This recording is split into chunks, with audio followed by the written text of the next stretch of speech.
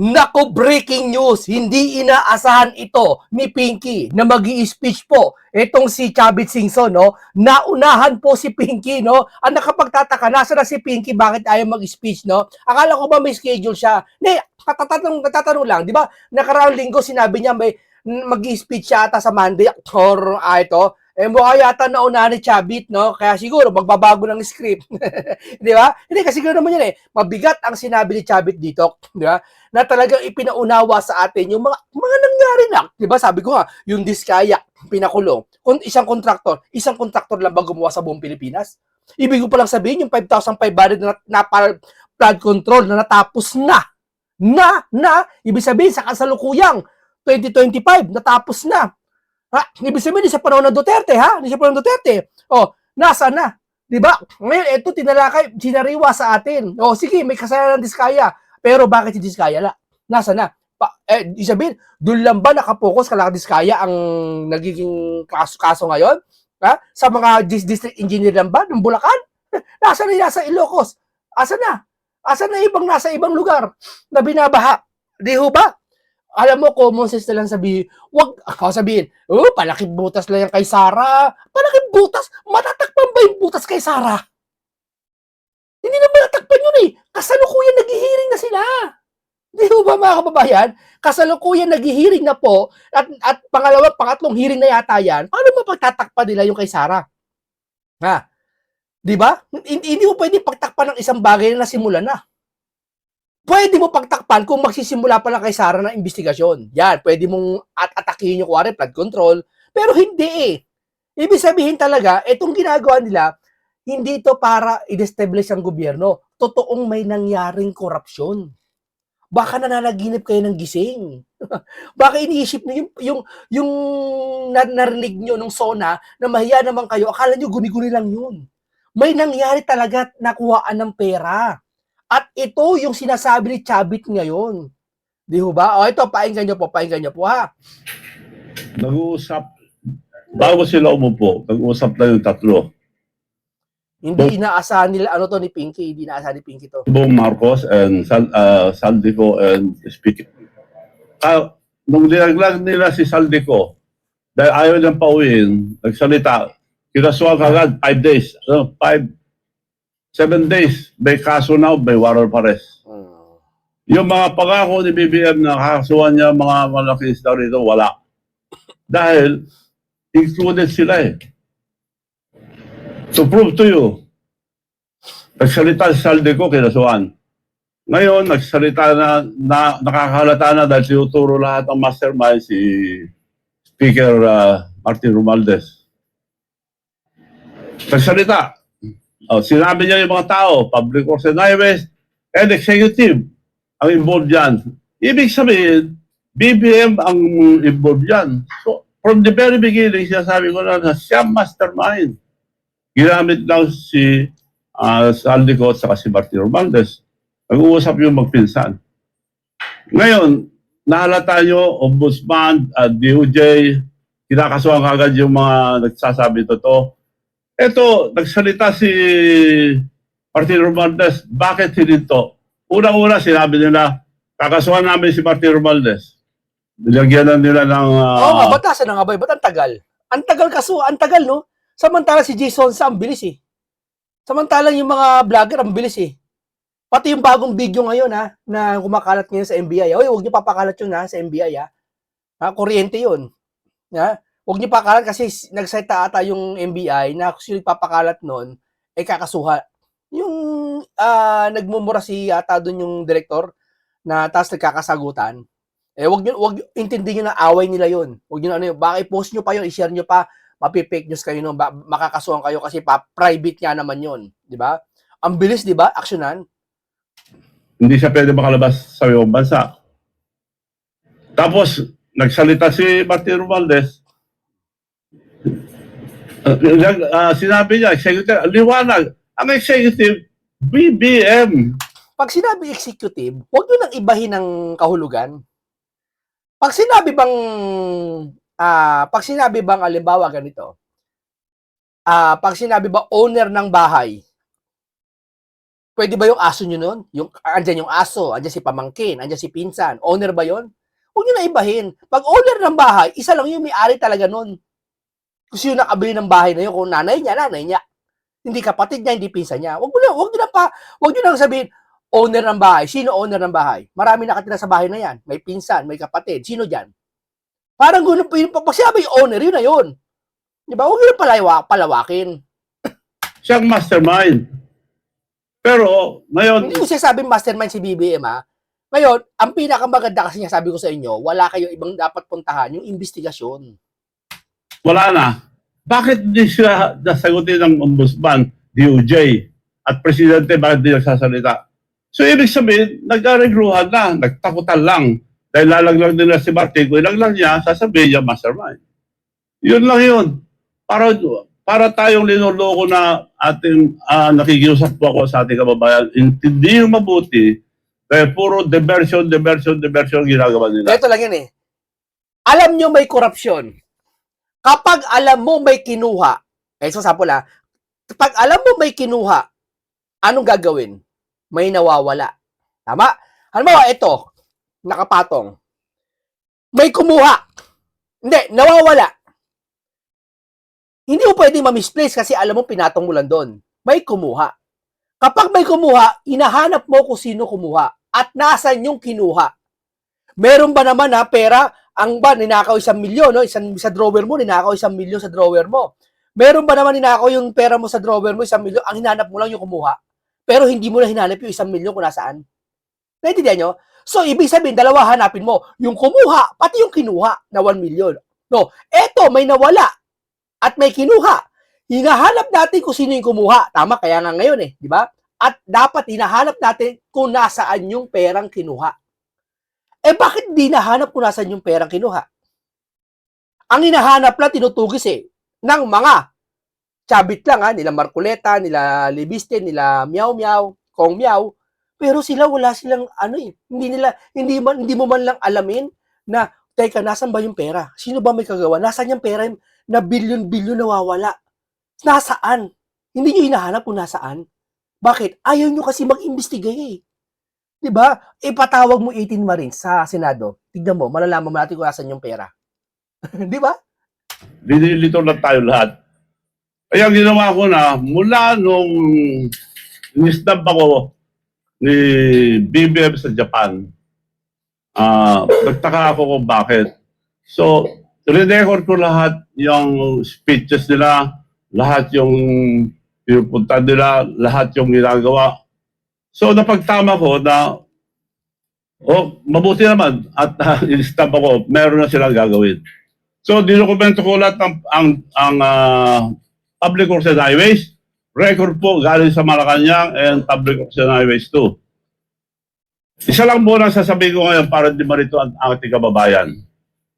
Di ba sabi niya noon, 2024, I built 5,500 flood control. Palakpakan ng tao, Congress. Nung dumating bagyo, nabaha tayo. Sabi niya, binintangan niya ang kalikasan at mga taong bayan, hindi marunong magtapon ng basura. Yun ang nagbara. Paano magbabara ang basura? Paano magbabara yung basura? Noong pa man, kung may dapat magbara, noong pa man. Kasi doon, walang tapunan talaga ng basura. Talagang sa kanal kaya tapon. Ngayon, di ba, may mga may mga waste tayo. At talagang binabantayan ng gobyerno kada lungsod na huwag magtapon ng basura. May mga lungsod, bawal ang plastic na basura. Bawal. Diba? Paano magbabaha? Diba? Kaya nagbabaha kasi may mga project na hindi na ilagay. Oo, dapat may, kaya gumawa ng flood control. Kaya nga, flood control. Hindi siya ini-establish dahil para hindi magbaha. Alam natin, nagbabaha na noong paman. Kaya nga, ginawa ng paraan, flood control. Kinontrol yung flood. Pero nasaan na? Yun ang nawawala. At dapat hanapin kung nasaan yung kumuha at yung kinuha na pera. Nasaan? Hindi ba? Pilipinas. So, before 2025 nag-press con si BBM sa isang media. Sinasabi nila na mabait si BBM, gusto niya makipag-reconcile kay Duterte, ayaw kong kaaway, marami kong kaaway, gusto ko kaibigan. Tapos, meron media na naglaglag na grabe na ang nakawan sa ating bansa. Mga porsyento ng mga congressman, porsyento ng mga senador, grabe. Dapat ang pwedeng magsalita lang dito, BBM, you should Tama. denounce it now. Biruin mo, walang umamin, congressman walang magnakaw, senador walang magnakaw, sa executive walang nagnakaw, kay Martin, kay Saldi walang nagnakaw. Sino kumuha ng pera? Isisisi sa mga Duterte? Ang sabi ng puso, pinopost ngayon ng mga vlogger, nililinis lang ni PBM ang ninakaw ni Duterte. Biruin mo, Duterte pinagbibintangan, itinuturo. Di ba? 2025, tinuturo mga Duterte. Wala kasi mapagbintangan, kaya Duterte na lang. Kasi porket nakakulong yung tao doon, dinidikdik na nila, akala nila pwede nila ipasalo lahat doon. Di ba? Wala maniniwala sa inyo. Yung naniniwala sila kasi baka BBM sila. Anti-Duterte sila. Di ba? Maski ako, halimbawa, kung anti-Duterte ako, at si Duterte nakita ko pinabibintangan yung si Duterte kumuha niyan, hindi ko isipin si Duterte kumuha niya kahit anti-Duterte ako. Napaka-imposible. 'Di ba? May nakawan nangyari ngayon, hindi sa panahon, hindi. Kung kay Duterte may nakawan dati, doon yung imbestigahan. Napaloob doon yung mga nakawan doon. Pero sa ngayon, wala nagnakaw kahit isa? Wow! Sabi nila, wala naman talagang nakawan nangyari sa panahon ni BBM eh. Kung wala pala nakawan, ba't nagsoli si Bryce Hernandez? Ba't sinoli yung pera? Ngayon, balita daw may susoli na 600 million. O 1 billion daw kung susoli. Bakit magsusoli? Kung wala pala ninakaw na administrasyon ngayon. Itong nasa administrasyon ngayon. Na time. So, yun lang interview sa kanya, yun. So, 2025, lang niya, para bakit? Lalabas na eh. Sa dami ng ninakaw, hindi po mapagtakpan lahat. So, sisiyo na yun, inunahan niya. Dilabas niya sa asura niya. Maya naman kayo, mga nagnanakaw ng Kabanambayan. Kaya kako kagad sabi ko, dapat tayo ka mo dahil included ka eh. Kasama ka. May Alzheimer ka yata, sabi ko noon eh. So, true enough, ngayon, lumalabas na. So, ito nangyayari sa ating bansa, linuloko na po tayo. At nakikiusap po ako sa ating kababayan. Suportahan niyo po ito dahil totoo po ito. Hindi po gago lahat ang Pilipino. Para na tayo gago kung natin ituloy ito. Mga senador natin, tinawag ako, nagpunta ako kay Senator Lacson. Gusto kong tumestigo dahil marami akong nalaman ako. O sige, sabi naman niya, gawa ka ng pinibit mo. At isubmit mo sa April 7, 14 nalabas ka na. At April 7, before 5. April 7, umaga, nandun na ako sa yacht club, nag-aantay dahil umaga wala naman sila doon. Alauna, pupunta na ako doon mag-antay. Alas 9 yata, dumating yung sulat niya dito sa bahay, na-cancel. Paano ko isasubmit yung affidavit ko? Tapos kinancel nila, ang rason, hindi ko raw sinadmit ang affidavit. So, nagtataka ako. Palagay ko, hindi na itutuloy yung pagpunta ko sa Senado, kaya dito na ako magsusumbong sa taong bayan. Oh, yan, dyan na lang. Kasi, hindi siya iniintindi para lumalabas ito kay Pinky. Kaya kasabi ko akala ko ba si Pinky mag-i-speech ngayon? Bakit naunahan ka ni Chabit? Naunahan ka? Maalam mo si Chabit, mautak to Hindi yayaman to si Chabit ng ganito. Tama, wala silang makapagsabi kay Chabit na binayaran si Chabit. Mayaman Bilyonaryo Di ba? Kurakot daw. Ba't kung kurakot, sana ba't di makakulong to? Di ba? Bakit? Wala. Ilabas yung amlak niyan, labas yung yung niyan. Di ba? Ang daming business. Alam ko ang business niya nasa 100 mahigit. Malalaking kumpanya. Isipin mo, magkaroon ka ng isang kumpanya malaki lang pwede kang magkamal ng 1 bilyon. Ito 100 kumpanya to, 'Di ba? O bakit di mo ano to, na binabayaran kasi mayaman, 'di ba? Wala kayong kawala. Nagsasalita siya para nakikita niya kasi yung kalagayan talaga ng bansa. Nacha-challenge yung sarili niya, hindi pwedeng hindi to malaman ng tao. O walang mapupuntahan si Chavit, na ganyan na lang siya. Pinakita na lang diyan. Ayaw niya, ayaw imbitahan eh. Eh kasi kung gusto imbitahan, inimbitahan na eh. 'Di ba? Ayaw eh. May pamanya-manya. Kasi nyo, pag impeachment, walang reklamo. Sige, forthwith niya, forthwith. Di ba? Pero pag ito, ang daming dahilan. Kesyo ang bagal doon ni Chavit sa affidavit, wala daw affidavit. Kesyo daw internal parliamentary courtesy, kesa Gutesa daw, peke yung notaryo. Ang daming dahilan eh, grabe. Di ho ba? Kung totoo yung sinasabi nila na walang nangyayari sa ating bansa, kalukuhan. Bakit hindi nagsasalita ngayon yung mga congressman, mga senador? Bakit pinagtatakpan? Involved ba sila or may usapan ba sila? Yun na lang, recently, nagsalita na si Martin Romualdez, aliwanag. Executive ang involved. Pinangalanan niya lahat, yung public and highways. Wala naman nag-imbestiga. So, linoloko po tayo. Ulitin ko, ang mastermind, BBM. Dokumentado ito yung budget ng Public Works and Highways ng 23, 24, 25. 25, binugbog nila doon. Sinuha yung pera ng hindi dapat galawin, yung PhilHealth. Ang laking ginawa doon. Pinabalik sa Treasury para may magamit doon. Insurance, PDIC, ang liwanag. Kinuha nila para puntuhan yung mga flood control. Mga kababayan, wala pong flood control na 5,500 na sinabi ni BBM. Iniikot ko ng buong Pilipinas. I am the president of the Mayor's League of the Philippines and still the emeritus president. So I have contacts with all of them. Naging presidente rin ako ng Councilors League, Governors League. Natawagan ko almost everybody. Walang project na 5,500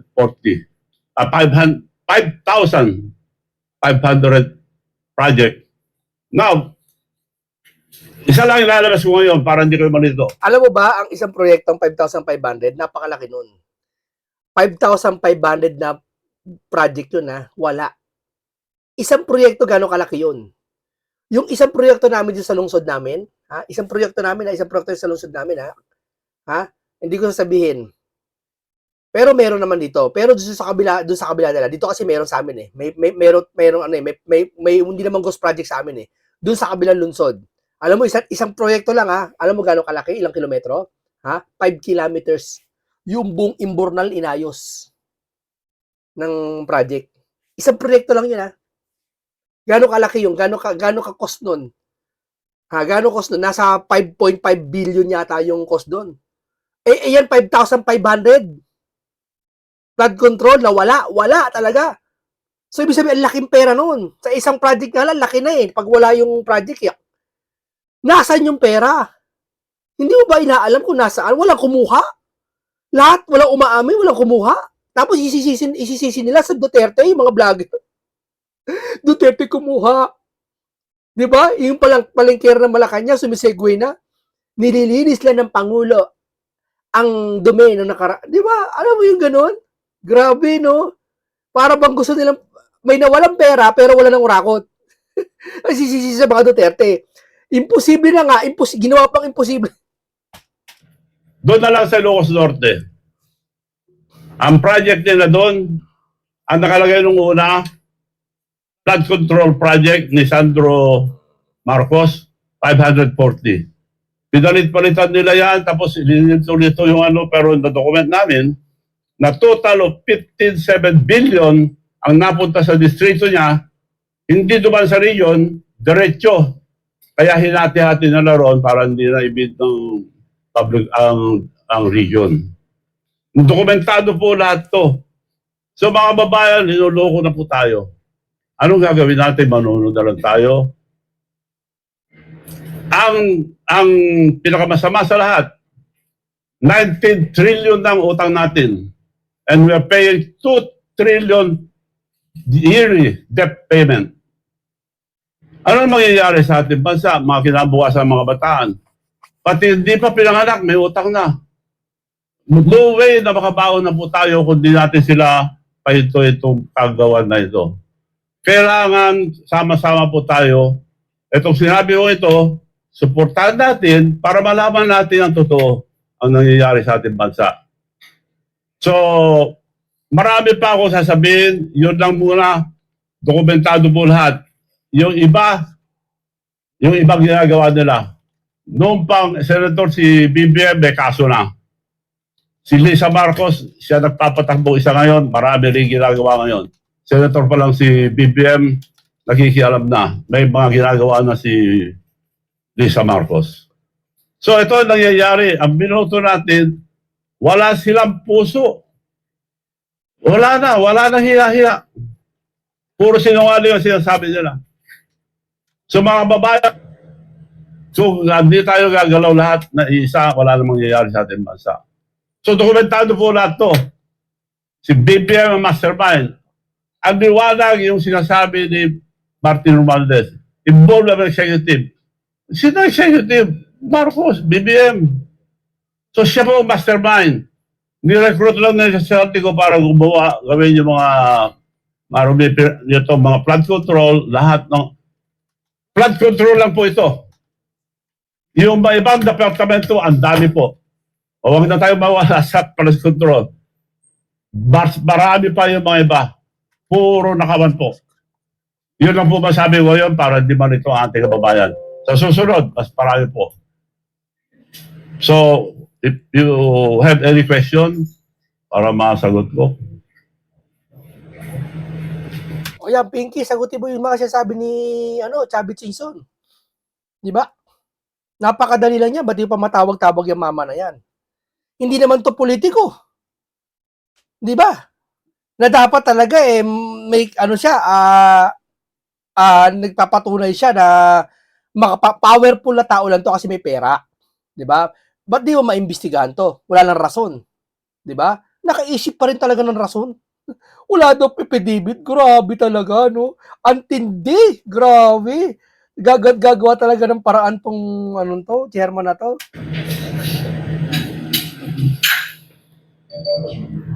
Yes, ma'am. Bob, yun nabanggit niyo po na affidavit kasi hindi po yung reason kaya hindi natuloy yung pag-appeal niyo. So, para Nasaan yung akin lang. kailangan po meron kayong Yeah. prior submission sa kanya. Hindi, nandito. Invitation muna. Mr. Luis Chavit Singson, President Emeritus League of the Philippines, Vegas League of the Philippines, former Governor of Ilocos Sur. Invitation and request for affidavit in the matter of, sinabi rito. Ang sabi niya, isasubmit ko ito, please be advised that the Senate Blue Ribbon Committee hearing is tentatively scheduled for Tuesday, April 14, 2026, has been ito, siya mismo nagsulat the same day. Yung unang sulat niya, ito yung unang sulat.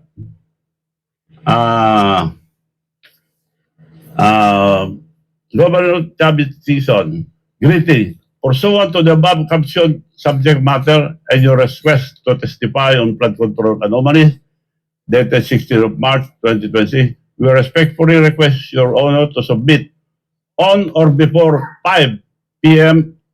of April 7.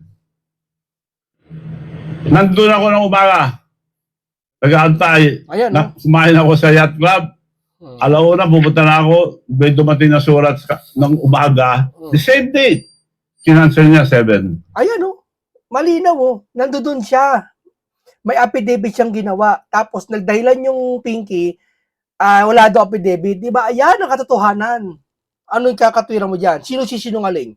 Sige nga. Yung matanda na handang pumunta, may papel? O yung nagsabi na wala daw affidavit? Sino sinungaling? Doon pa lang, halata na Doon pa lang, kukwestiyonin mo na, bakit? Bakit ayaw papuntahin si Pinky? Bakit ayaw imbitahan si Martin? Bakit ayaw isum-meeting isum si Saldi? Bakit ayaw, si Gutesa? Bakit? Anong meron? Questionin mo sarili mo minsan. Ano kaya meron? DDS na naman? Dahil DDS, kalokohan ng DDS, yung ba yun? Alamin mo maigi kung bakit.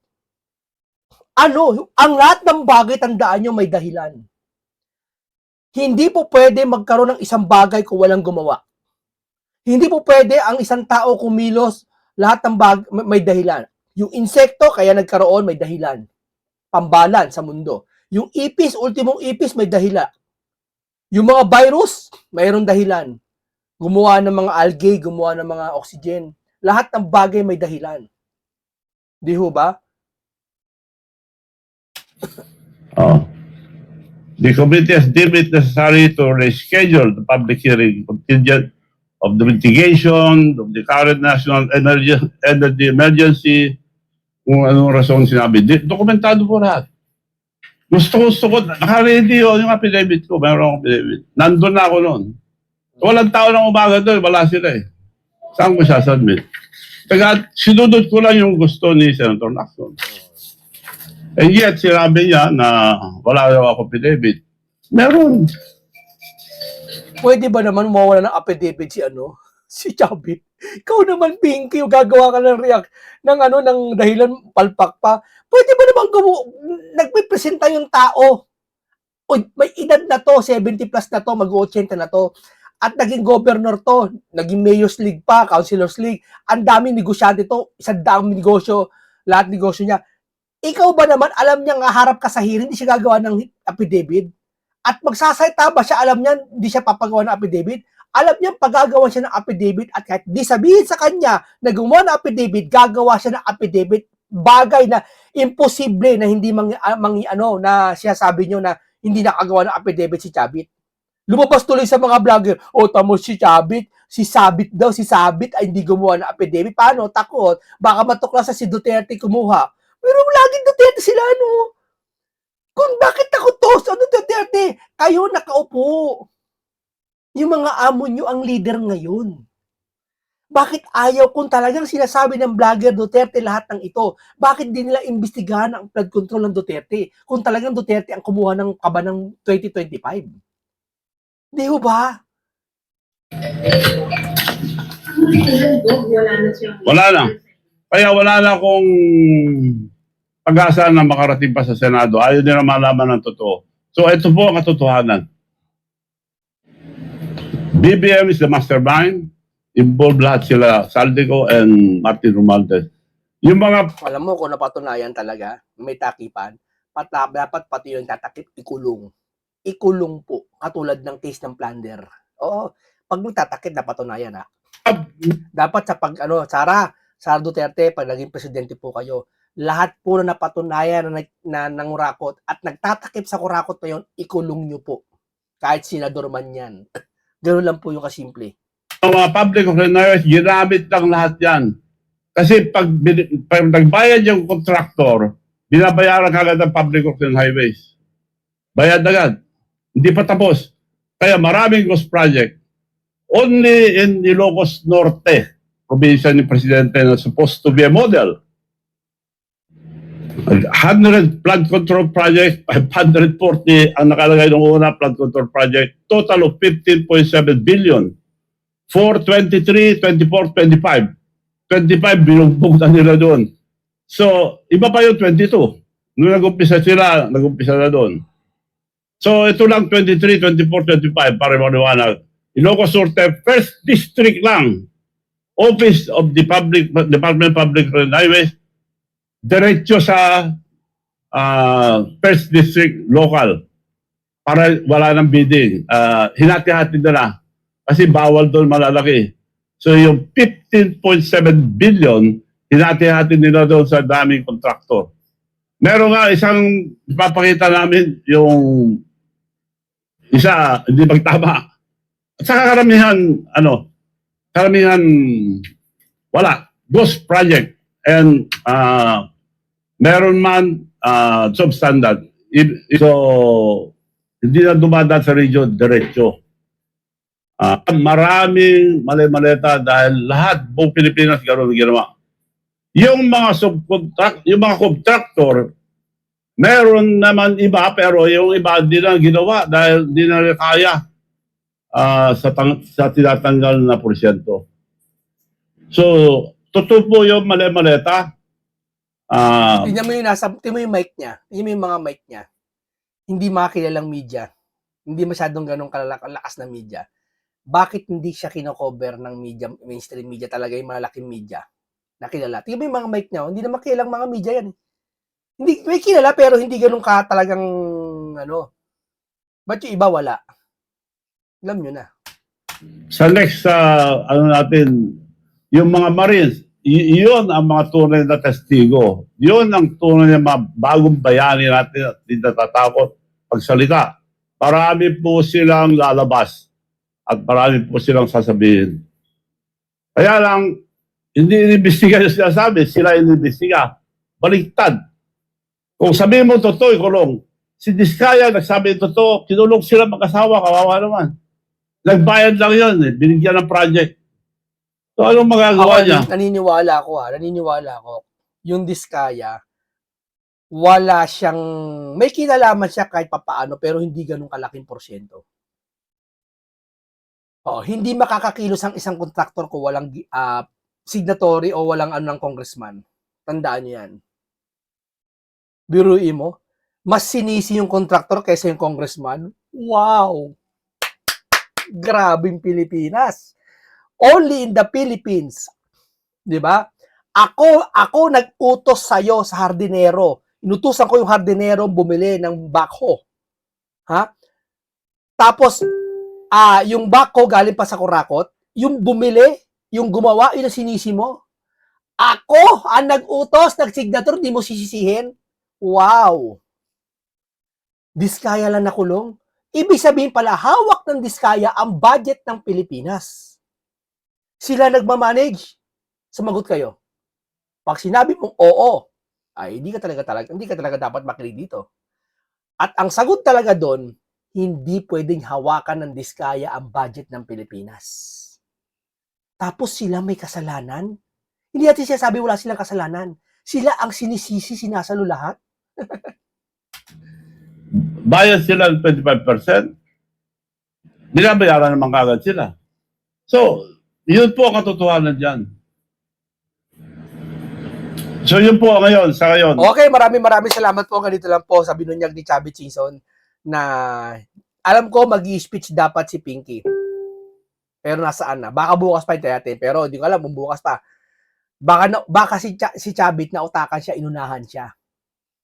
Kasi pag mag-i-speech ka, tandaan mo pag mag-i-speech ka, may papel kang babasahin, may guide ka. Oo, lahat yan, masisiseton Marcoleta, may guide siya sa sarili niya. Parang pinapagawa mo sa staff mo na kung ano yung nasabihin mo. Inunahan siya ni Pinky, ni Chavit. So, lumalabas yung sinasabi niya doon, mabubura lahat yun. Kaya, postpone niya yun. Hakako lang yun, Oo. Di ba? Okay, maraming salamat. Isang makabulang talakayan at komentaryo na naman ang ating pinamalas. Salamat lahat. Paalam sa inyong lahat.